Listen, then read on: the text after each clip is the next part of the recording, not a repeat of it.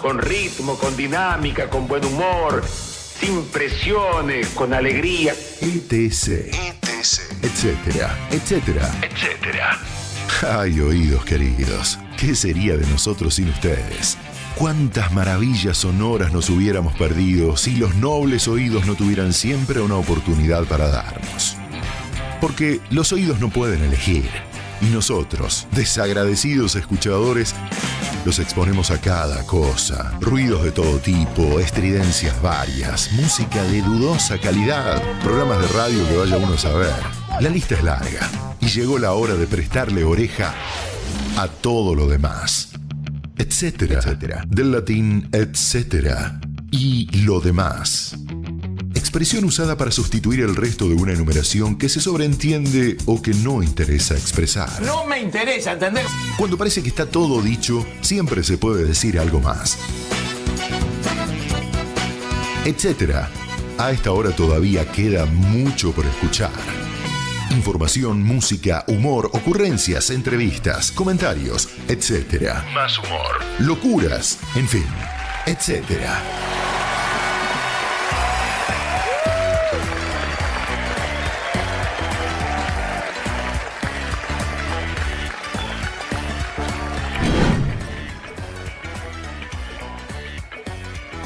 Hasta recién la estaba rockeando como si fuera Vivi Sambarter. ¿Quién, yo? No, yo ¿No? estaba cabeceando, pero sí, pero me empezó a tirar el cuello acá atrás y dije, hasta acá llegamos. ¿Cómo andás, Matías García? ¿Cómo le va? Pero ya estamos en la hora en la que el sol me empieza a dar en la cara. ¿Viste? El Eso sol se significa suma a que- esta transmisión en vivo. Estamos próximos al equinoccio primaveral, Sí. ¿no? ¿Se decía así? No me acuerdo. Hay uno que es el equinoccio y otro que es el solsticio, ¿no? Sí, ¿el solsticio no es de verano? Creo que Y sí. el equinoccio es de invierno. Estaremos frente a la parolaquia entonces, digamos. Este para es el meter un chivo momento de en el paso. que el señor Carlos Rusen, que Primavera. está frente a la consola en los controles, pone el efecto de hablemos sin saber. Tal cual. Ah, bueno, dice Suki de fondo. Ah, está con todo. Está con... Con la Mirá que te pachera, voy- la Sí, botonera. está con la botonera full. Más Sí. vale que estés con los dedos afilados cuando ande por allá, Carlos Andrés Pitirruce, que está en los controles y lo saludamos a nuestro Un descendiente. peligro el dedo afilado, ¿eh? Sí, sí. Menos mal que se dedicó a ser DJ y no alguna. El cuestión joven médica. manos de tijera. O el pulpo. Nunca se le dijo a un operador en radio, nunca Jamás. se le dijo pulpo. Ha sido muy elocuente de tu parte y muy creativo al momento de decirle pulpo Pulpo. a Piti. Pero igualmente conociendo, digamos, lo que es la parte corpórea del pulpo, me Uy, imagino ya lo que deben ser empezamos. los Usted tentáculos. tiene ¿cómo una estás vos? fijación con el ¿Cómo estás cuerpo vos? de Carlos Rusen. Es que yo me acuerdo muchísimo una humarada que fuera de aire respecto a una bufanda que le dijeron oportunamente otro compañero de trabajo. Yo me acuerdo del guarda la tosca. Sí, bueno, no. O sea, que estamos siendo malos. Yo me acuerdo que en una le pidió a un compañero de trabajo si la esposa le podía hacer una bufanda. Y le Ujú. dijo, sí, cómo no, ningún problema, decime cuántos metros querés y te la hago. Y le digo, me pareció muy propicio recordarlo en estos momentos, que estamos No, saliendo de pará. la primavera. No, yo Del invierno, en realidad está muy bien. Hasta ahí no me molestaba porque es cierto que hoy Sí. se usan esas bufandas largas para poder hacer que el cuello esté más cubierto de lana. No sé por qué lo pensaste mal. No, para nada. Estoy recordando cosas. Che, nos mandan saludos, perdóname, mando un saludo a Mirá qué saludo que te voy a mandar. A ver. Si viene mi primo, Sí. el muchacho está en Punta del Este, viviendo Ajá. y trabajando. Mm. Así que para Julián ahí que dice que combina el mate con la remera. Pero porque son dos tonos diferentes, pero bueno, está como... ¿Por dónde te Bueno, está ¿cómo andás? escribiendo? No, mandó por WhatsApp. Ah, por directamente, privado, así que- porque podemos invitar, ya que estamos, Sí, claro. a los que se quieran sumar al canal de YouTube de LU20. Allí estamos transmitiendo en vivo y ahí está el chat en vivo, además del Y para programa, los para, de- que interactúen. Para los desprevenidos no hay que pagar, digamos. No. O sea que completamente gratuito. Podés entrar, pum, pum, pum, metés deditos ahí, tirás lo que quieras, escribís lo que quieras y ya está. No es que hay que gatillar ni nada por el estilo. Digo por las dudas, si estás pensando, che, tengo que pagar la suscripción, ahora aumentó el dólar país y el tipo de cambio que supuestamente va a cambiar ahora en septiembre, bueno. Ahora No, se ha es puesto gratis. de moda en las Sí. publicaciones de tendencia en redes la frase "para esto pago internet". No sé si la has Sí, visto. claro. Para esto pago Twitter, dijo uno alguna vez, jugando con eso de que Twitter es gratis. Pero Para sí, por tener muchos supuesto. seguidores, decís Por vos. supuesto. No, sobre todo para ver que te lleguen esas cosas. Yo trato de jugarle al algoritmo, ¿viste? Como para que se me escape. Ajá. Digamos, como una cosa diciéndole, bueno, yo me escapo del algoritmo, no me vas a mostrar siempre lo mismo. Así después me aparece cada cosa en un timeline complicado, digamos, ¿no? Es como Sí. en Instagram te dicen, a ver, ¿qué tiene la lupita tuya, por ejemplo? ¿Que te animás a hacerlo en vivo? No creo. No. Yo porque Twitter lo uso para... No voy a No, decir está para bien. qué uso Twitter, dicho sea No de importa, no paso. importa, no importa. No tengo Pero el Twitter, Instagram, tengo que decir. el Instagram es más complicado, ¿viste? El Instagram es como que es más botón, Y sí, el algoritmo ahí. Lo todo que pasa es que es. por Yo ahí estoy en la teoría, viste que estamos en sí. épocas en las cuales si tu teléfono llega a una causa, puede Sí, abrirse lo que mitológicamente supo ser la caja de Pandora, de verdad. Puede perfecto. pasar cosas realmente insospechables. Es decir, yo por ejemplo además soy una persona que no borra, como hace mucha gente, el historial Sí, de WhatsApp, por ejemplo. Porque tengo la sí. sensación de que en cualquier momento voy a necesitar buscar algo y si lo No, no. borro, pierdo información. Es como una especie de TOC que tengo. No, Y no, muchas veces me ha pasado de tener que ir a buscar algo pero yo te lo había dicho y lo fui a buscar, acá está, no sé, la contraseña de no sé qué cuenta, ¿viste? ¿Dónde puede estar? bueno, Y te la mandé por WhatsApp, la encontré, me vino bien tener el historial. yo Pero para esas cosas, la opción de WhatsApp los mensajes preferidos, digamos, voy teniendo guardados eso, ¿no? Como la contraseña para conectarnos acá, ¿vos borrás etcétera. tu WhatsApp? Sí, yo lo limpio cada tanto, para que no crashee la aplicación, pero no porque esté complicado como el tío Albert, pero sino porque, digamos, No estás me quedan complicado. Si se muchos. agarra tu celular, no Sí, tenés ninguna complicación. No se te complica, no. por ejemplo, con algún familiar. No te digo cosas trascendentes de nivel institucional, pero en todo caso No, si está bien, se claramente, como te quiero mira decir. desde un punto de vista moral el contenido de tu servicio de mensajería, ¿no podés Sí. ser cuestionado? Desde el punto de vista moral, De una moralidad amplia, entendida ampliamente. en términos de lo que la sociedad valora como moralidad, no. Vos zafás, No. está impoluta tu red Sí, social, total, nada. Son todos mensajes. Mira, se ordena en este calibre. Es laburo, ya sea cliente, proveedor, etcétera, todas esas cosas. Tiene algo de familia, centros médicos y ¿En algún que otra serio? cosa. Sí, no ¿No tiene le nada. mandaste un No, comentario de alguien, che, a una persona X, pensando en que no lo va a ver nunca la otra persona a la que te estás refiriendo? no, jamás. Nunca. Mirá qué Jamás porque bueno esas que cosas se filtran. Porque esas cosas se filtran. se filtra ¿No? si sos un conocido. Uno tiene que saber. No, pero no importa. No se trata de que se filtren y salgan en el portal de Infobae, digo, en la tapa de pronto. Lo que te quiero decir es que se filtra con las personas que vos querés mantener esa, llamémosle incógnita, por denominarlo de alguna manera. Esa privacidad de la conversación, ¿no? Claro, hay cosas que no sé qué es. Se No, pueden yo filtrar no, incluso yo en ya tus redes. dije, y con Maggie Davis, nuestra común amiga, lo Ya hemos vamos arrastrando dicho. gente ahí. Ya Claro, empezamos a no. arrastrar gente. Hemos dicho históricamente, lo primero que hay que Sí. hacer es eliminar el celular. Ante mi fallecimiento no es poner un aviso en el mensajero, es salir corriendo a eliminar cualquier prueba de mi Sí. existencia en la Tierra, sobre todo a través de mi celular, porque mi celular es un escándalo. De verdad, yo me hago cargo. Mi celular es un escándalo. No, está perfecto. A ver, yo te sugeriría que quede una segunda instancia de seguridad y que alguien pueda llegar a tener acceso a ese backup para borrarlo Yo tengo seguridad en 2 completamente. pasos. Sí, pero alguien Subir a tiene que 3 tener acceso a también. eso.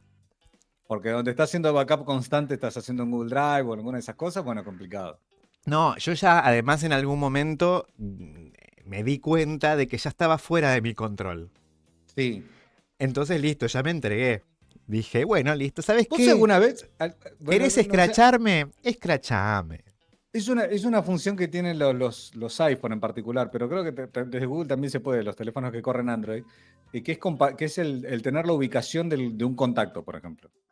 ¿Nunca lo Sí. tuviste esa función No, abierta? no, Porque esas se usa cosas mucho no. para Yo, los en hijos, para mi parejas. propio contenido el complicado. Bueno, ok, Yo creo que es está mi bien, propio contenido. está bien, está bien. No sé, Rusen, si a usted le chupan el celular para una causa, ¿está en problema? Porque él dice que vos vas en cana si te agarran. Él desmiente lo que vos estás diciendo. Sí. Pero no sé, Rusen. ¿Está hablando de él o está hablando de mí? No, dice que si agarran tu celular vas en cana. Dice por acá en el chat de YouTube, Sí. al que invitamos a la gente a sumarse si tiene ganas. Y me gusta que Rusen No, use esa vía. quizás lo que pasa es que también yo hace poco cambié el teléfono, hace menos de un año. El número cambié. Ah, se limpió. Claro. Solo. En efecto. No solo, digamos, con el teléfono de ¿Nunca línea que te tenía. mandaste fotitos con nadie? No, jamás. ¿Ni siquiera con la que actualmente es tu señora? No, jamás. Nunca, ¿pero por qué? No. ¿Porque sos consciente de estas cosas? No, porque tengo sentido de la vergüenza. Bueno, qué sé yo. Porque al Hay menos para todos los conmigo. gustos, Drag. No, por eso está bien, pero por lo menos conmigo. No, olvídate. Olvídate. Nunca, Yo mirá. soy plenamente un convencido, digamos que estéticamente no doy para ese tipo de cosas. ¿No? Pero no, qué sé yo, justamente hay cierto anonimato acá, se lo estás mandando a una determinada persona, no lo estás publicando. Lo que pasa es que en ese tipo de cosas sucede esto. Vos creés, te haces la idea y después cuando lo ves decís, es como ver una imagen, ¿viste? Vos decís, bueno, esto es una imagen. Sí. Supongo esto, digo, una imagen, y termina siendo un GIF de 8 ¿Por qué me bits. mandás la foto de la heladera Sí. de la carnicería y no es una carnicería? Exacto. Te estoy mandando una foto íntima. Dice que sale bombón. Uy, se nos conectó. Para, que se nos conectó ahí el invitado de repente. Sí. Bueno, entonces no vamos a hacerle, no vamos a hacerla más larga, no vamos a robarle más No, tiempo. está muy bien. Es una persona cumplidora que dijo, yo agarro, me dijeron 15-15 estoy. Y ahí está, lo Ahí vamos a se lo estar escucha. esperando. No, estuve mal. Aguante un cachito, invitado. Aguante. Aguante un cachito, invitado, que ahora lo presentamos como corresponde, cumplimos. Pasa que nos enganchamos hablando de la intimidad adentro de las redes. Yo me hice cargo de que mi celular es un escándalo. Acá el señor Drach prácticamente hizo una especie de seminario. Es un cura de las redes. No hay una foto de él en pito, lo cual está muy bien. No puedo decir lo mismo. Pero yo debo tener una autoconfianza que evidentemente Drach no tiene. No sé si eso habla bien de mí o habla bien de vos y el respeto por tu propia intimidad. Yo hice un curso especializado para eliminación de datos espurios con la Academia de Jaime. Pero bueno, ese es otro tema que te lo contaré en otro momento. Señoras y señores, entonces, ya todo acomodado y ya todo listo, podemos decir que este programa está en marcha. A esta hora todavía queda mucho por escuchar. Etcétera. ¿Estamos listos? Estamos listos, señor, para darle la bienvenida, como solemos hacer en este momento del programa, a la entrevista del día de hoy.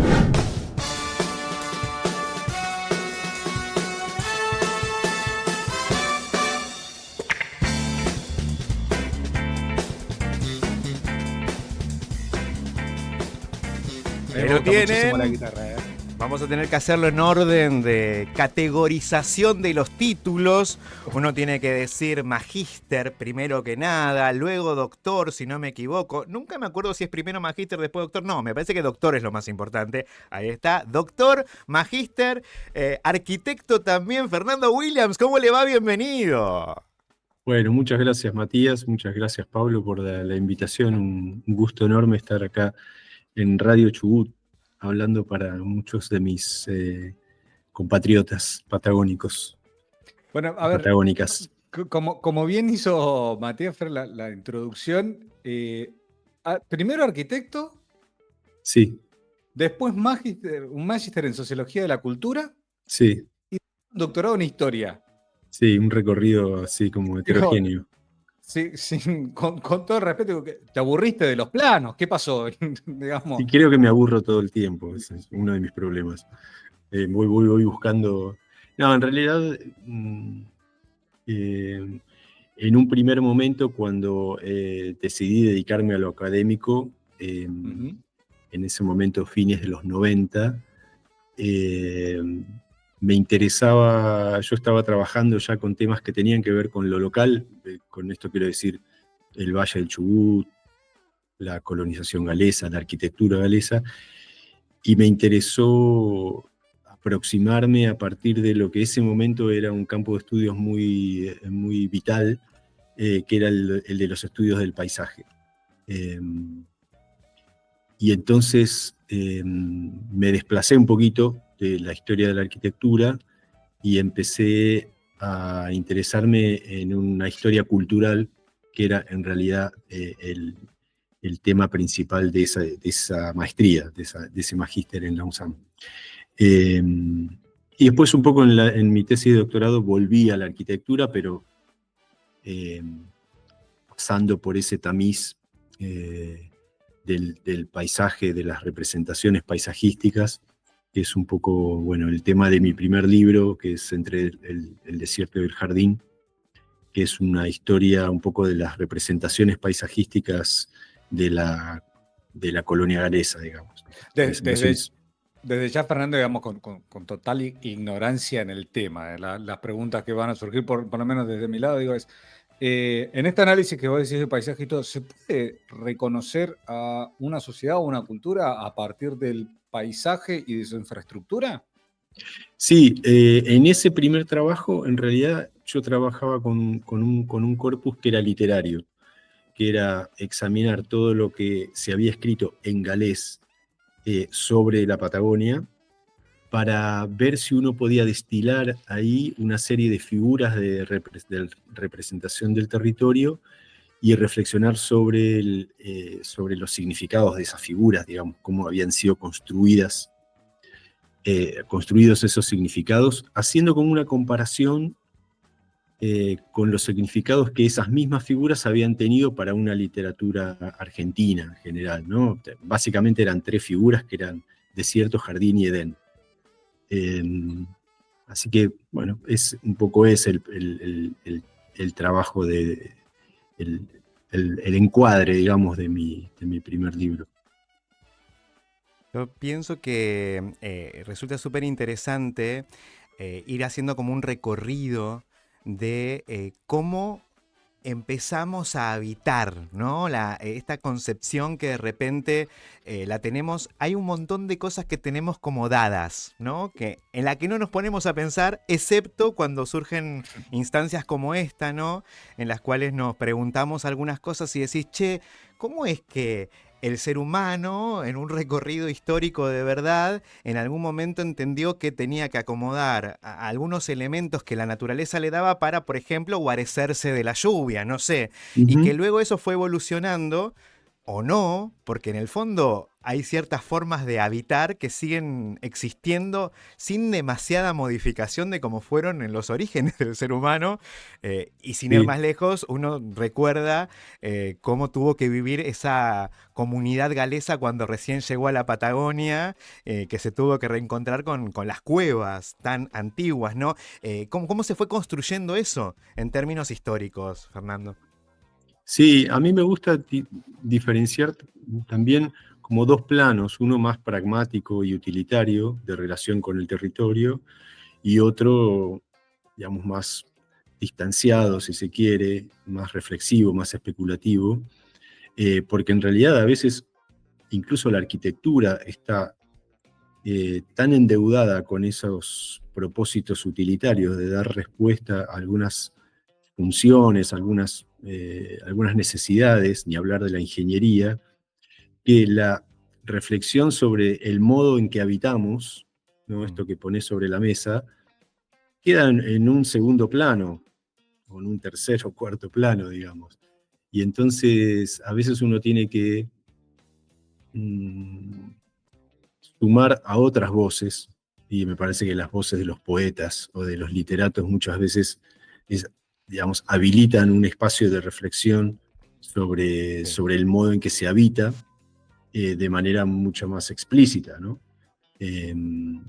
Por eso digo, ahí en este trabajo que comento también está eso, digamos, ¿no? Digamos, hay una necesidad de domar la naturaleza, de volverla productiva,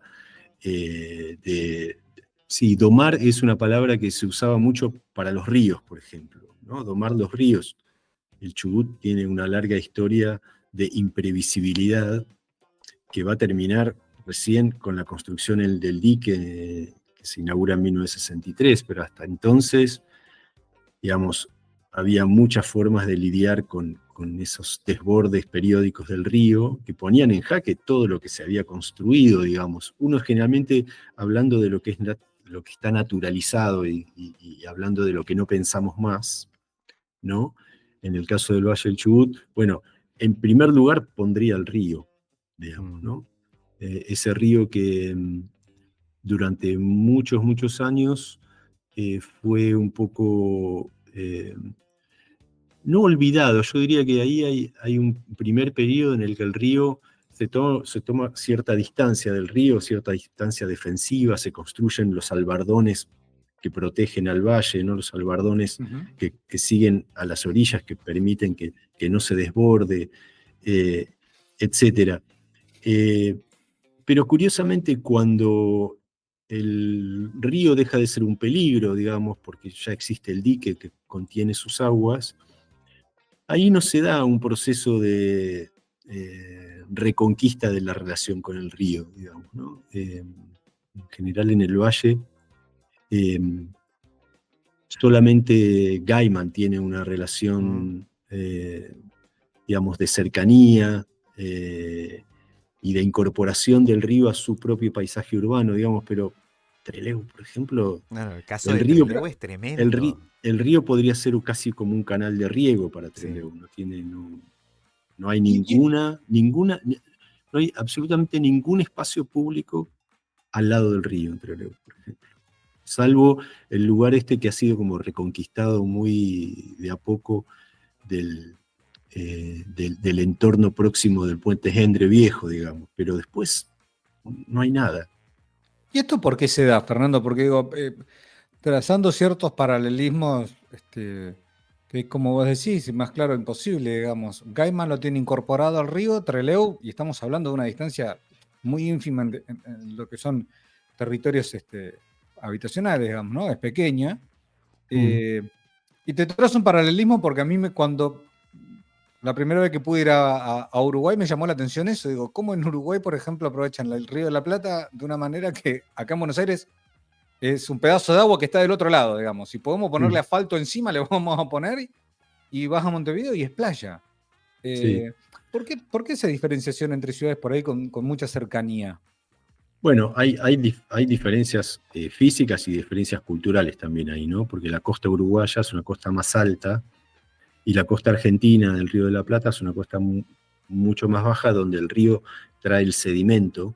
Entonces es una costa que está siempre como en transformación. Es más difícil lidiar con esa costa, digamos. Gracias porque me das la respuesta a una pregunta que me vengo haciendo hace años y que no he encontrado a quién preguntársela. Pero también hay factores culturales. Me parece que cuando vos hablás de la costa argentina, en realidad también estás hablando de Buenos Aires y estás hablando de una metrópolis que está todo el tiempo reinventándose y que el vértigo del crecimiento metropolitano ha hecho que muchas veces para resolver sectores específicos de la ciudad se haya tenido que ignorar la relación con el río, digamos, ¿no? Volviendo a lo utilitario, digo, el Puerto Madero originalmente bloqueó la relación de Buenos Aires con el río, la que había tenido históricamente. Y después se hizo una costanera sur para volver a armar un frente hacia el río, pero después vino los escombros de la autopista durante la dictadura, ¿no? Como que el río... Sí. Y aparte siempre son como capas. Claro. Ahora tenés parte de que será el aeropuerto, el aeroparque, digamos, otra parte que será recompuesta, digamos, para linkearse con Vicente López y demás. Pero para irme al sur ahí, digo, esta diferenciación que vos hacías entre Gaiman y Trelew, Claro, me lo pones así, digo, me estaba imaginando, no sé, Trelew alrededor del río, cómo hubiese sido, digamos. Claro. En realidad, digamos, es muy difícil que eso hubiera sucedido, que a nadie se le hubiera ocurrido en 1886, 1888, cuando surgió Trelew, iniciar un núcleo urbano al lado del río, porque el río era una fuente de peligros, Claro. era Ok. muy, muy riesgoso. Pero lo interesante es el caso de Gaiman, digamos, porque Gaiman surge en una especie de angostura entre el río y las lomas que había quedado por fuera, por fuera de la subdivisión de tierra de las chacras, digamos, ¿no? Entonces, pero estaba dentro del valle. Entonces, este era un lugar especial digamos, porque era una tierra que estaba dentro del valle, pero que no eran chacras. Entonces, ahí, al mismo tiempo, era un paraje que los indios, los indígenas o los nativos, los naturales de la Patagonia ya conocían, y de hecho, ahí hay un nombre un nombre que no es galés, digamos, ¿no? Gaiman. Y era un paraje con unas cualidades que los galeses también de alguna manera reconocieron, que era el reparo del río que provee ese cañadón y la posibilidad de elevarse un poco hacia las lomas en caso de que el río desborde, digamos, ¿no? Por eso las primeras casas de Gaiman no seguían ningún trazado, cuando todavía no estaba ese trazado de manzanas, las casas estaban como contra la loma, digamos, ¿no? Un poquito elevadas. Eso es interesante también, digo, porque ahí hay no solamente una cuestión utilitaria, y eso es un poco lo que yo he trabajado también en algunos otros artículos, sino que hay también una serie de razones que son culturales y que tienen que ver con cómo se concibe lo urbano, cómo se concibe lo urbano en Argentina en ese momento, y cuál es la idea de lo urbano que traen los galeses, que en realidad es un poco más orgánica respecto a la relación que se puede establecer con las características de un terreno, con su topografía, con el paso del río, con la vegetación, digamos. Lo tenían mucho más presente ellos. Totalmente, sí. En cambio, las ciudades en Argentina, sobre todo en La Pampa y la Patagonia, que son fundadas desde los departamentos técnicos del gobierno nacional en Buenos Aires, son ciudades que se planean primero en el plano, en un tablero, y después se despliegan sobre el territorio, se superponen sobre el territorio. Y hay un montón de ejemplos bastante desafortunados también de eso, si uno piensa, no sé, en Bariloche, por ejemplo, con esa cuadrícula puesta sobre ese declive, claro, que hace que las calles, algunas de las calles sean impracticables, porque tienen una pendiente excesiva. Lo mismo pasa en Ushuaia, por ejemplo, ¿no? Tomar por sobreentendido que el terreno es plano, digamos, que es como una visión bastante pampeanocéntrica, que en la Patagonia entra en crisis, digamos, ¿no? Claro, pensaba en Esquel en esto también que vos decías, ¿no? Digamos, cómo uno ve... Bueno, pero es que él está metido dentro de un valle bastante plano igual. Después, obviamente, va a ir conquistando los terrenos más elevados, digamos, pero el casco fundacional de Esquel está en un terreno no muy montañoso, a diferencia de Bariloche, por ejemplo. Claro, Me impresiona pensar en los distintos niveles de reflexión que empiezan a aparecer, digo, desde la unidad primaria habitacional, digamos, hasta la lógica de la organización urbana y todo lo que tiene que ver también con lo geográfico y paisajístico, ¿no? Estás todo el tiempo y todos esos están como interconectados, ¿no? La casa o aquel lugar donde habitamos está metido siempre en otro contexto y luego en otro, Y cada una de esas genera problemáticas, ¿no? Porque también estamos viviendo tiempos en los que se habla, por ejemplo, de la crisis habitacional, de las dificultades que la gente tiene para encontrar un lugar donde vivir, de hasta qué punto las ciudades tienen la posibilidad de flexibilizarse para poder seguir sumando más casas, con los servicios, ¿no? La gente que más o menos se ubica donde puede, ¿no? Y con los recursos que tiene. Y todo eso atravesado de algo que tiene que ver con la faz social, cultural y humana, digamos. Porque por allí se dice también románticamente que el hogar, una casa en todo caso es una construcción, pero un hogar es allí donde vos estás con un otro, con el que te vinculás. Pero finalmente alguna chapa, algún nylon, alguna madera, algún ladrillo, se tiene que igual que juntar, ¿no? Porque ¿cuál es la opción? ¿No? Tienen un nombre, le llaman homeless. ¿No? Sí, mira, sí. yo mientras te escuchaba pensaba en algo que lo tengo muy presente porque me estoy mudando en este momento. Me estoy mudando a una casa que tiene serios problemas de servicios. A mí me encantó la casa, me encantaron sus espacios y me estoy dando cuenta que le di muy poca bolilla a cómo esta casa está servida por redes que permiten que la vida tal cual la entendemos en una ciudad exista, no solamente en una ciudad, digamos, en una casa, ¿no? Redes de gas, de agua, de electricidad, el wifi, etcétera, ¿no? ¿Por qué digo esto? Porque me parece que cuando uno piensa la casa, tiene que pensar en muchísimas otras cosas, en muchísimas otras dimensiones, digamos. Primero que además la casa, está bueno pensarlo también en relación a estos ejemplos que estábamos trayendo a colación recién, ¿no? El caso de Gaiman, por ejemplo, ¿no?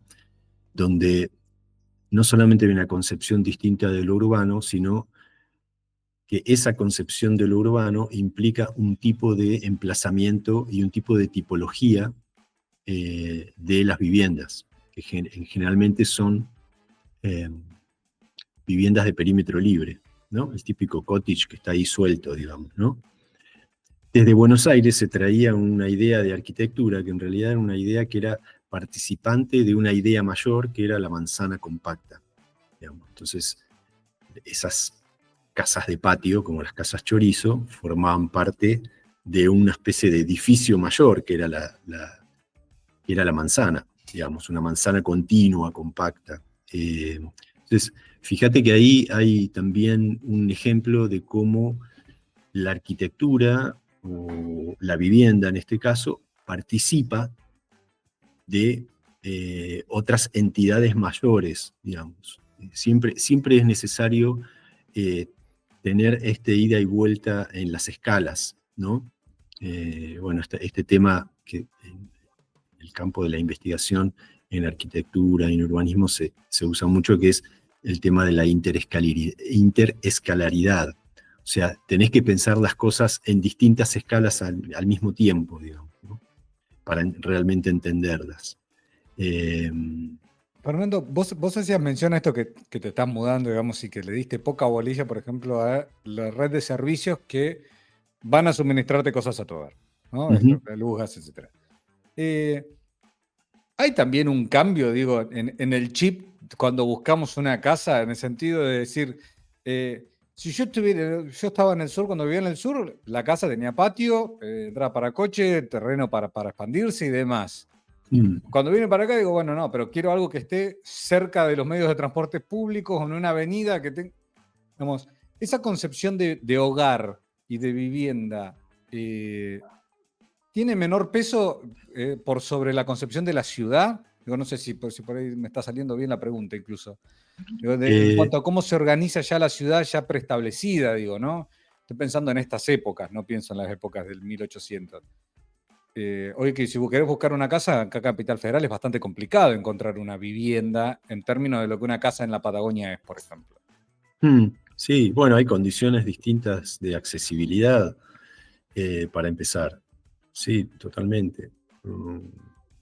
Y además eso se traslada directamente al valor de la vivienda, digamos. Yo recuerdo en un momento lo que salía una vivienda que tuviera línea telefónica, digamos. Soy suficientemente viejo para contarles a los que tienen 20 o incluso 30 años que una casa o un departamento con teléfono salía bastante más plata que uno que no tuviera teléfono. Y bueno, y en el sur, cuando yo era chico, casi ninguna casa tenía teléfono. Y esto es interesante, ¿no? Porque, digo, el estilo de vida realmente cambia muchísimo respecto a la provisión de servicios que es capaz de dar una vivienda, digamos, ¿no? Hoy concebimos que una casa no tenga su servicio de Wi-Fi. ¿Qué hago en una casa? Claro. Si no tengo acceso a, no sé, WhatsApp, todo lo que miro, todas las plataformas que uso. ¿Qué hago? ¿Para qué la hago?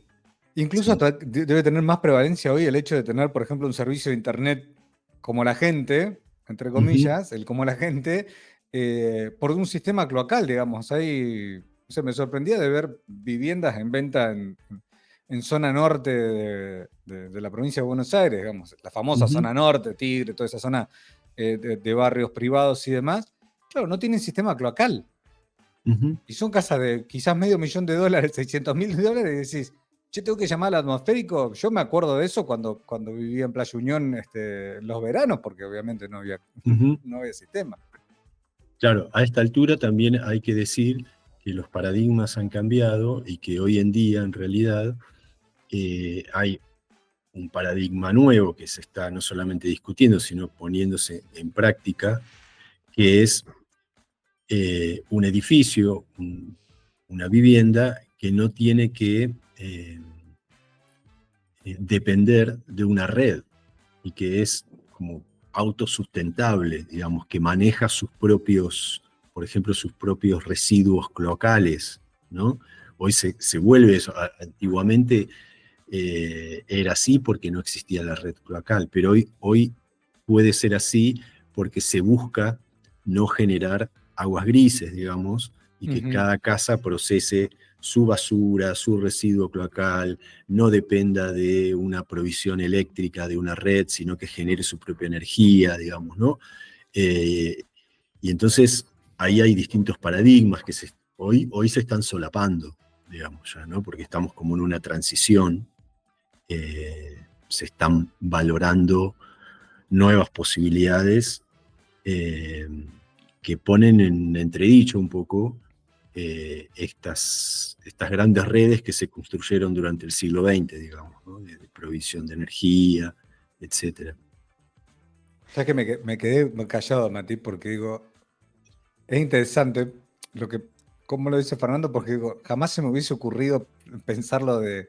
Bueno, obviamente, digamos, pues tiene que ver con la formación y además de Fernando, pero digo, lo planteas de una manera que me dejó congelado. Digo, sí, claro, es como volver al pasado. Sí, claro. Pero porque lo estamos planteando desde un lugar de, algunos dirán responsabilidad social, otros dirán medio ambiente y demás, pero básicamente el sistema es paradójico igual, claro. Porque por un lado, digamos, está esta idea de autonomía respecto de esas redes, pero por otro lado, la dependencia, por ejemplo, respecto de la conexión a Internet, no es puesta en duda nunca, digamos. Es como algo que está ahí y se va a seguir fortaleciendo, ¿no? Ahora, Fernando, ¿qué impacto tiene este momento tan complicado de, sobre todo, la urbanidad, ¿no?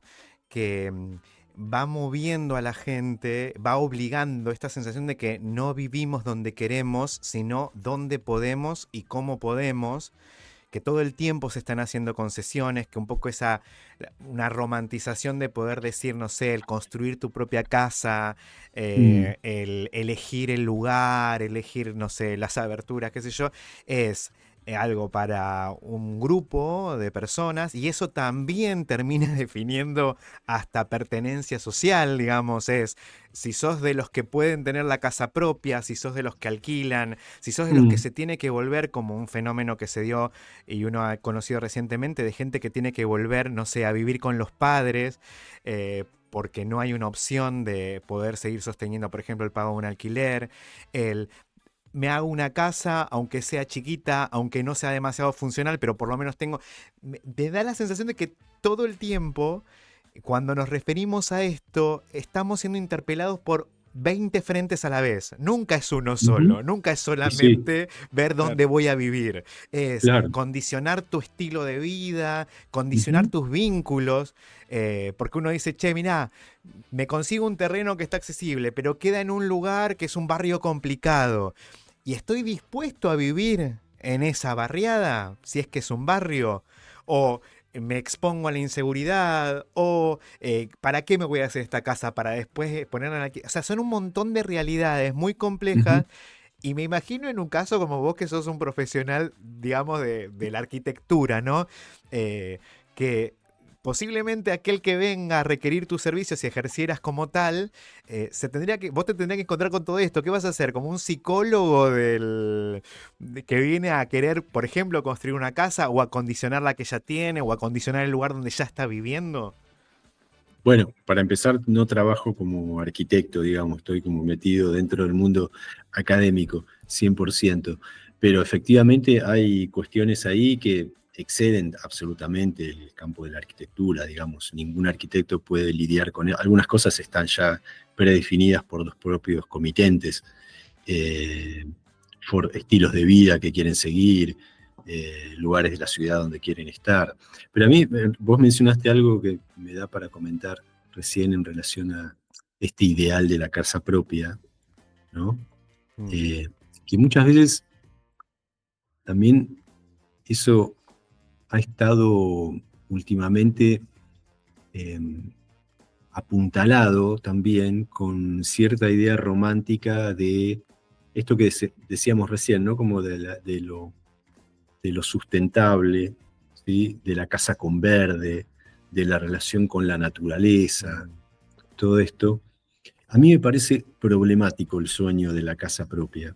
Eh, Para, que acá marco porque esto es para real, digamos. Problemático el sueño de la casa propia. no, no en el sentido de casa igual hogar, digamos, Claro. todos necesitamos un hogar, sino casa como tipología, digamos, de habitación. Eh, ¿Por qué? Porque la consecuencia de eso es que las ciudades que vamos a tener son ciudades de muy baja densidad y de mucha extensión sobre el territorio, que están todo el tiempo ocupando un territorio que Ahí en el va. caso de la Patagonia y en el caso de Trelew puntualmente, es más problemático aún porque el territorio que se está usando es un territorio productivo que es muy escaso, que es por ejemplo el piso fértil del valle, ¿no? Y la imposibilidad, y esto no es un problema de Chubut ni de Trelew, es un problema nacional, y me arriesgaría a decir global porque tiene que ver con un paradigma que empieza a fortalecerse después de la Segunda Guerra Mundial con la universalización del automóvil y con la posibilidad de vivir lejos del centro de las ciudades en casas, ¿no? Con este ideal del suburbio jardín. Eh, Fernando, el ejemplo clásico típico son las ciudades norteamericanas. Claro, sí. Por eso los norteamericanos hablan del urban sprawl, que es el sprawl es el desparramo, como un problema, digamos, porque efectivamente es además no solamente ambientalmente cuestionable, sino que es muy caro, porque tenés que extender una red enorme de servicios para un territorio muy extenso, pero con muy baja densidad. Entonces, en vez de aprovechar las redes que existen y densificar, por ejemplo, recuerdo que en Neuquén en un momento existió, creo que ya no existe más eso, como una iniciativa de densificar el centro para evitar que el crecimiento de la ciudad se siga comiendo al Valle del Limay, digamos, ¿no? Cosa que finalmente sucedió, digamos, lamentablemente. Pero Trelew, digo, no tengo más que abrir el Google Maps y mirar el valle para darme cuenta que la mancha urbana de Trelew es un manchón gris que cruzó de barda a barda, digamos, ¿no? En el resto del mapa del valle voy a tener pequeños manchones urbanos, Rawson, Gaiman, Dolaon, contenidos, ¿no? En el caso de Trelew es una especie de corte, ¿no? Y yo lo considero problemático. A mí me parece que, digamos, hay muchos anclajes de que, digamos, hay muchos anclajes y muchas razones por las cuales eso es hoy un paradigma que no se cuestiona, digamos, el sueño de la casa propia y la extensión de la ciudad que da sustento a esa casa individual, digamos. No voy a decir casa propia, no, individual. Una es la especulación inmobiliaria, por supuesto, porque, digo, para los intereses inmobiliarios lo que es muy natural es convertir todo suelo en suelo urbano, digamos, ¿no?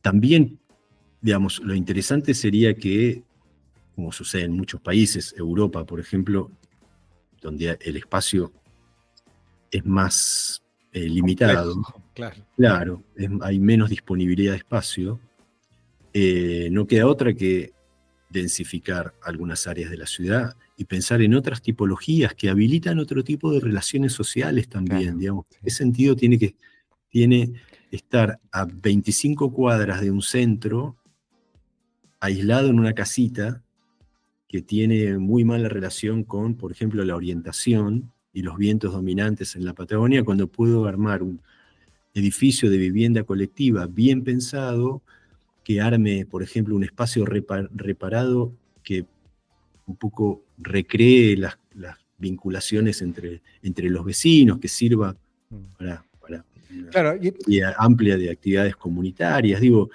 ahí hay algo para explorar, pero eso está tan lejos del horizonte de lo deseable hoy. Hay que meterlo en la agenda, digamos, y hay muchos responsables. Digamos, la responsabilidad de meterlo en la agenda es de muchos actores, y pareciera que ninguno lo hace, digamos, ¿no?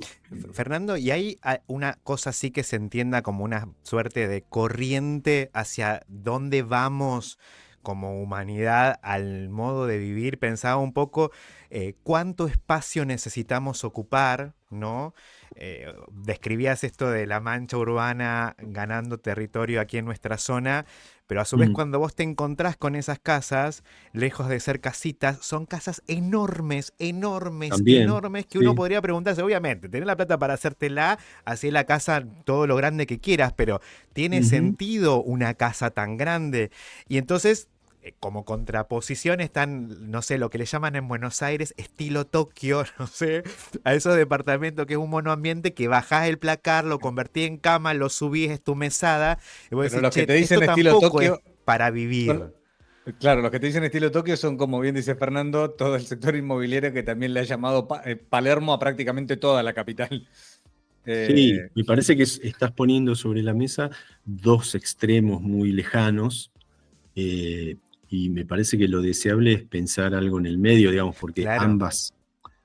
ambos ejemplos están como, digamos, que tienen mucho que ver con esa especulación inmobiliaria y con exprimir al mango los metros cuadrados en una ciudad como Buenos Aires, o también de crear estas mansiones fastuosas con una cantidad enorme de recursos materiales puestos ahí, que hoy están en... Realmente esto va a tardar mucho en llegar, pero hoy hay un cuestionamiento muy grande. Los arquitectos y las arquitectas ya están pensando globalmente en cómo repensar la arquitectura incluso como disciplina y como... cuando digo como disciplina, estoy hablando también de criterios y formas de composición de la arquitectura a partir de un nuevo escenario que se está abriendo, que es un nuevo escenario vinculado con el cambio climático, con los recursos finitos que tiene este planeta donde vivimos. Obviamente que ahí hay cuestiones sociales que dirimir, que tienen que ver con la distribución de esos recursos, digamos. A mí lo interesante que me parece respecto de esta discusión ambiental es cómo vuelve a poner sobre la mesa justamente la distribución de esos recursos. Me parece que esa es una oportunidad, ¿no?, para volver a pensar nuestras ciudades, nuestros hábitats, Claro. urbanos, rurales, digamos, ¿no? Pensarlo todo un poco más vinculado, digamos. Trelew para mí es un ejemplo maravilloso. Maravilloso por, digamos, muestra cómo algo se puede hacer mal Una y otra vez. repetidamente, una y otra vez. Es una ciudad que se ha autodestruido a sí misma varias veces, y lo sigue haciendo, y además con una voracidad muy destructiva respecto del territorio que lo soporta, digamos, ¿no? Sin absolutamente ninguna conexión con ese valle agrícola o con los cañadones de la meseta, que también son parte de su geografía. ¿Sabes, Fernando, que una de las últimas cosas que pensaba respecto a esto que decís de Trelew es el futuro hospital nuevo, ¿no?, que va a tener la ciudad. Ese que está construido ya a la entrada, ¿no? Claro, correcto, rumbo Ya está entre el terminado. entre el aeropuerto Sí. y la ciudad, digamos. Mm. Y pensaba porque tengo el hospital italiano muy cerca, digamos, cómo el italiano reacomodó toda la zona y hoy, por ejemplo, si vos tenés que viajar para hacer tu tratamiento, te podés hospedar enfrente. Y veía que el hospital no tiene nada. Digo, está como muy pensado para que uno viva en Trelew, prácticamente, en Madre, en Rawson, zona aledaña, llega con el auto, se atiende y se vuelve. Y no por allí como un centro médico que puede prestarle un servicio de salud a muchísima gente del interior también, ¿no? Que no tiene dónde quedarse y que no va a hacer 500 kilómetros, 400 kilómetros para ir a atenderse y volverse. Digo, también, digamos, que me quedo pensando eso, digamos estratégicamente, cómo a veces se desaprovecha esa oportunidad también de repensarlo también, porque está en una zona donde está solo, además, el hospital no tiene nada alrededor. Sí, bueno, el hospital ahí podría ser también un gran centro de distribución logística, podría ser un supermercado, un depósito, todos esos predios que uno tiene al lado de la ruta, ¿no? Porque la Patagonia también, yo tuve la oportunidad de visitar, fue en 2015, tengo una amiga que vive ahí, pero había ido a un congreso además, Los Ángeles, en Estados Unidos. Uh-huh. Me sentí absolutamente en casa cuando llegué a Los Ángeles. Me sentí en Comodoro Rivadavia, ¿no? Había cigüeñas de petróleo, el tipo de arquitectura que veía, el entorno más bien árido, y sobre todo es una cultura del automóvil. Y eso en el sur es... Eso también está bueno como discutirlo, ¿no? Sí, el auto es prioritario antes que la casa, por ejemplo. Antes que la casa. Tengo que cumplir con el rol de el preceptor porque son las 16 en punto en este momento. Tenemos que cumplir con nuestros compromisos, sigla, noticias, etcétera. Y además queremos agradecerle enormemente a Fernando porque claramente es un temón enorme, gigante, y cada vez que lo íbamos metiendo por un recoveco encontrábamos 80 caminos más, así que la sensación esta, ¿no? De sentir que estamos como empezando a charlar y está buenísimo que generemos estos espacios para eso, ponernos a pensar un rato en estos temas que sin la motivación a veces cuesta, así que muchísimas gracias, Fernando, por habernos dedicado este rato. Un gusto, la verdad que mi deseo siempre es que este tema llegue, que estos temas, digamos, lleguen a la agenda política, que empiecen a ser discutidos ya con propuestas concretas, con ideas, con intercambio de opiniones también, ¿no? Bueno, y ojalá, lo más deseable. Ojalá que hagamos el ruido suficiente también al respecto. Fernando, mil gracias de mi parte también. Abrazo grande. Muchas gracias por la invitación, un gusto. Quédate ahí un cachito. Nosotros nos vamos a la pausa, Pablo. Vale, vamos a la pausa y volvemos. Pausa y volvemos. Me encantó. Totalmente. Lo que no se dice puede ser lo más importante. Siempre hablando por eso. Te cansas de hablar de lo tuyo. Tal cual. Sí, claro. Etcétera. Todo lo demás. Me hizo acordar a Pepe Cortisona el nombre del tema, no sé por qué. Viste que Claro. Pero Pepe Cortisona no era el que hablaba. Pepe Claro, hablaba en Cortisona era un Capicúa. personaje de Condorito. En efecto, el tanguero. Pero no hablaba en Capicúa. Pepe Cortisona, me parece que sí. No me acuerdo. Me acuerdo que cuando terminaba el chiste hacía plop. Sí, claro.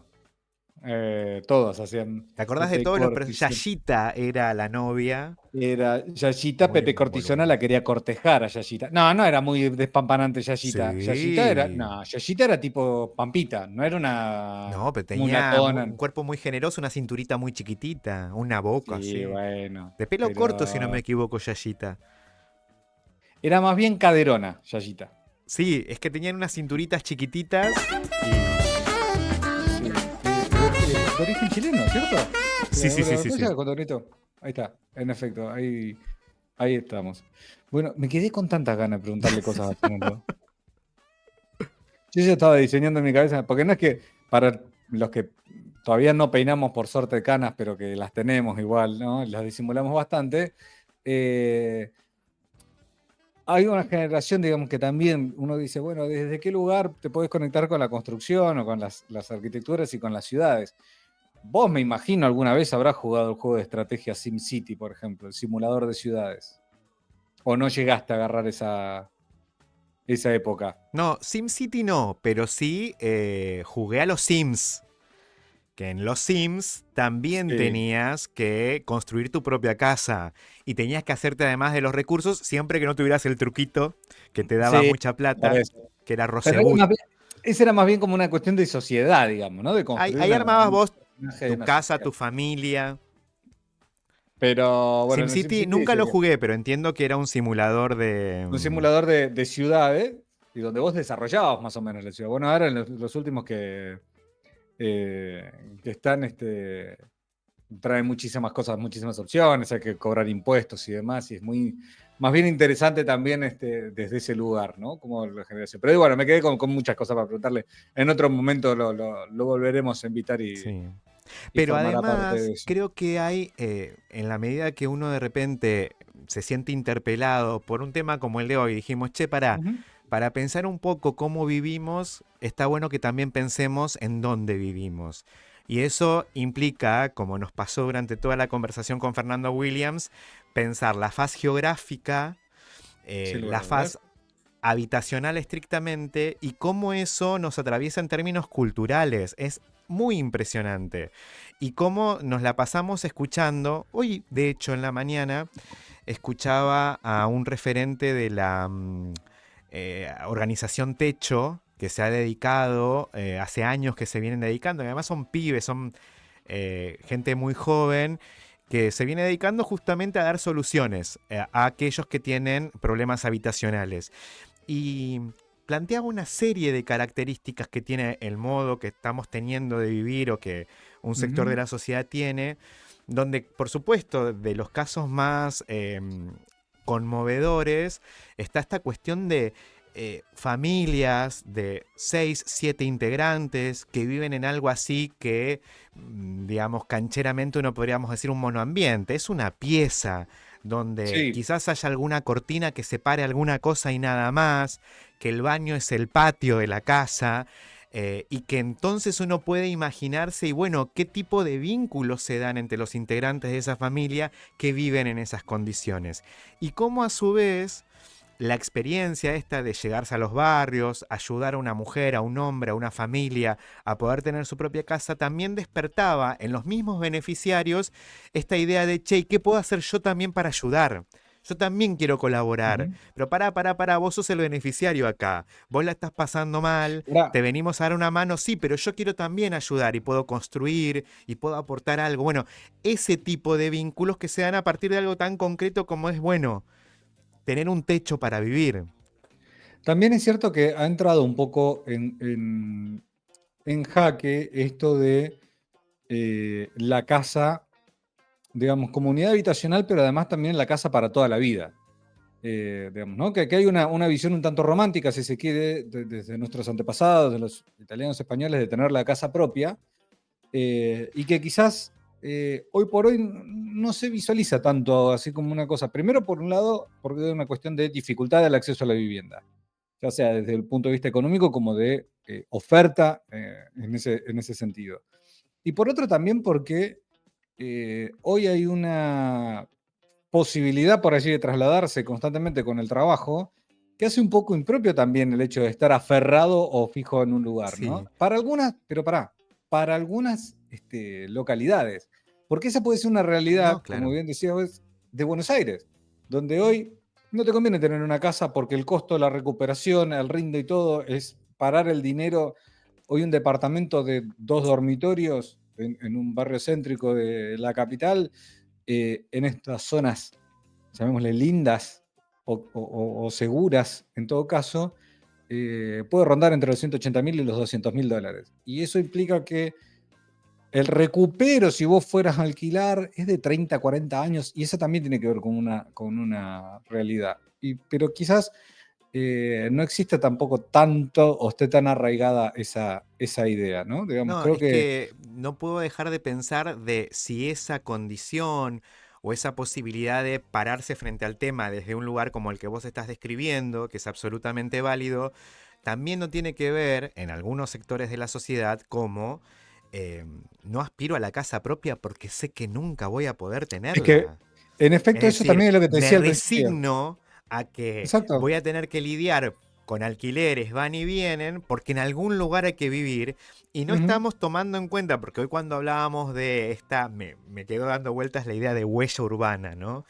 Como la huella, como esa especie de sombra urbana va llenando todo, pero que por un lado está el que se va a las afueras en una expectativa más onda country, pero también está el que usurpa un terreno y monta allí las chapas que consiga o los bloques que consiga, y también desde una comodidad urbana uno mira esa realidad de la usurpación, donde dice la propiedad privada, esos terrenos son de alguien, esa gente después termina enganchada en los servicios, y hay toda una cosa clase mediera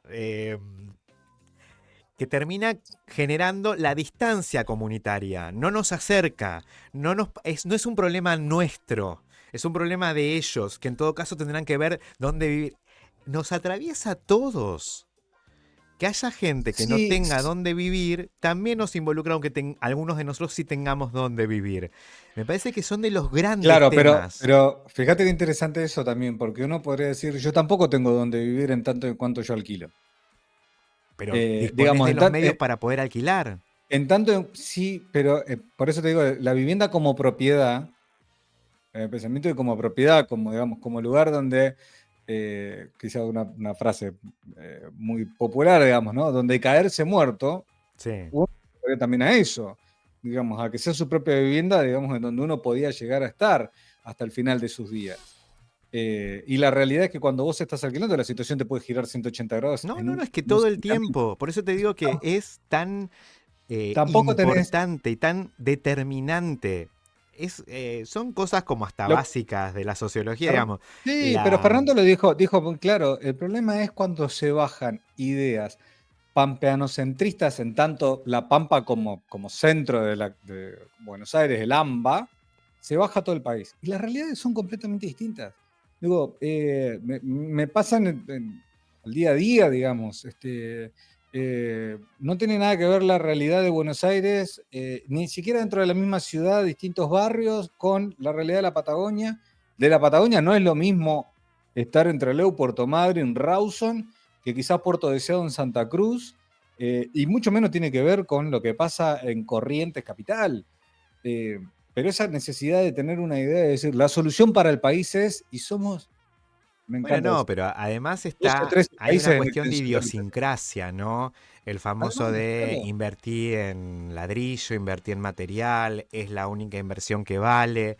Esta lógica que vos decís, también una casa te ata, pero también puede ser un lugar del que generas una renta, aunque eso es polémico también en este momento, porque tampoco, digamos, cuántos alquileres tenés que tener para poder vivir de alquileres, ¿no? Hoy Eh, la rentabilidad de recupero de una inversión inmobiliaria promedio, estás hablando de entre los 22 23 años. que es una Si todo locura. fuera estable, si no te generase costos, es decir, el retorno de la inversión que vos vayas a tener de eso es extremo. Entonces, claro, Che, tampoco hay y una pensaba cosa un que te poco, tiente. eh, ¿vos imaginaste en algún momento, siendo pibe, siendo chico, Sí, tu casa? ¿Esa casa que sí, ibas a tener cuando fueras un adulto? sí, claro, la imaginé, la vi, casi que llegué a la base y después el derecho civil hizo lo suyo Claro, bien, y ya está. Y está ya está. bien. Pero me pasó de recomponerme, ¿ves? A mí me pasó, sí. Me pasó de recomponerme en Buenos Aires y terminar vendiendo el departamento. Porque también hay toda una implicancia, digamos, en esto de que hay una visión romántica del vivir de alquileres, Sí, que no, bueno, está bien. es porque uno no lo tiene, digamos, ¿no? Y esta cosa de que no, ese no tiene problema, ¿no? Tiene unos otros quilombos diferentes a los tuyos, pero seguramente los tengo y Yo capaz que no. muy estimulado por mis consumos culturales Ujú, infantiles, yo tenía una loca idea y todo aquel que se haya dedicado al teatro, a la actuación, que era en ese momento mi deseo, yo cuando sea grande quiero ser actor. Después terminé siendo comunicador, lo cual también le exacto. seguí errando, siempre le seguí errando, pero me imaginaba que yo iba a ser un actor famoso de cine, digamos, Sí. de una cosa así, y que iba a tener mucha plata, entonces yo me iba a poder construir en algún momento la casa de mis sueños, una casa que iba a poder yo ponerle todo lo que yo quisiera. Y no sé por qué tenía la idea de que una habitación de esa casa mía de mis sueños, que era una mansión, Sí, que era como la de Dorian Gray. decís vos.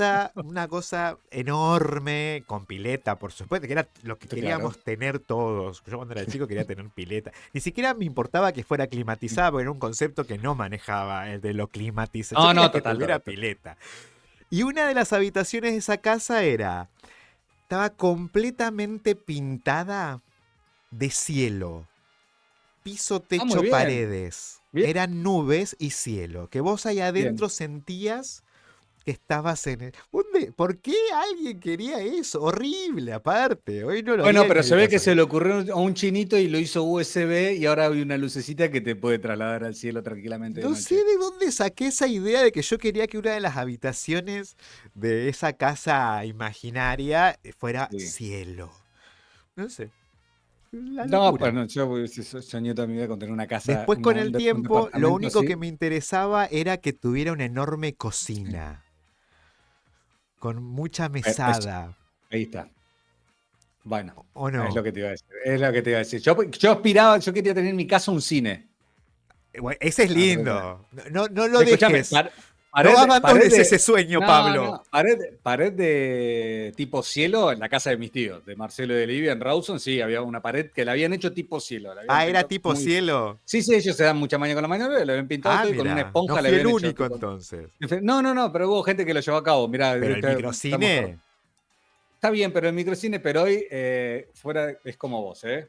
A mí dame una buena cocina, no me una hagas buena hablar mesada. de ciertas casas, de ciertos exfuncionarios de aquí de la Sí. zona, que Ah, en algún momento se hicieron famosas porque decían que tenían, por ejemplo, una bodega subterránea, que apretabas un botón, se abría ya una me debe especie haber de salido. Vos sabés que yo me compuerta. acuerdo de esa época. Debe haber salido más caro hacer el agujero con el tipo de terreno que hay en el sur para hacer la bodega que la casa entera. O sea, me Sí, parece ¿no? completamente impráctico. Pero cuando el dinero sobra, qué sé yo, se puede Pero hacer cualquier esto que cosa. te digo, yo se lo preguntaba en un momento a Fernando hoy respecto de qué necesitamos realmente para vivir, cuánto Nada, nada, espacio nada. necesitamos Agua para acá. vivir y cuánto en realidad es solamente una muestra de ostentación. Y la verdad es que llega un momento en el que, reconozcámoslo, hay ciertas casas que solamente son ostentación. Nadie necesita Y tanto para vivir. sí, hay una disputa ahí con que en realidad, bueno, eso sería conformismo, que no, hay muchas que les gustan los espacios amplios, hay gente que se junta mucho.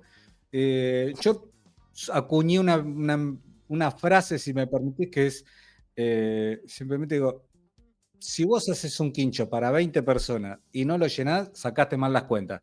De Claro. ahí más el resto de la casa. Eso sí, me gustaría un quincho así como, pero bien insonorizado para poner muchos sonidos fuertes, hacer unas pachangas. como en la época que trabajaba en boliche. Bueno, pero de repente conformate también con lo que tenés. Creo que suena ya qué la bárbaro, cortina de escuchame. despedida.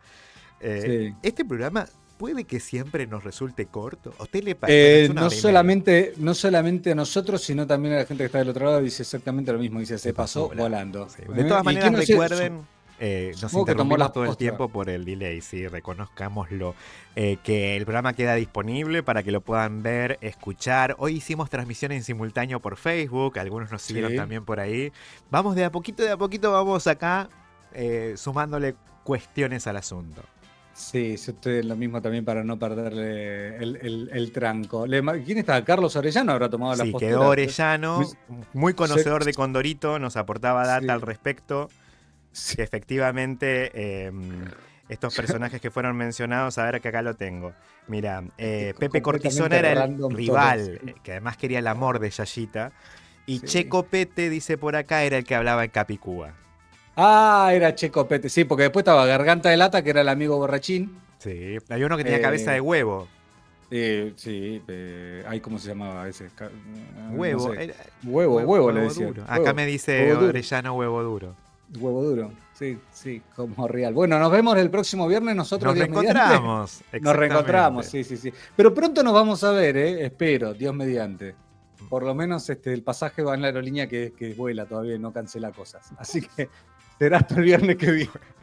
Señoras y señores, muchísimas gracias por habernos acompañado, gracias por estar ahí, gracias a los que van encontrando también maneras de meterse e intervenir en el programa. Se viene el Mensajero Rural en un ratito nada más, luego la hora galesa.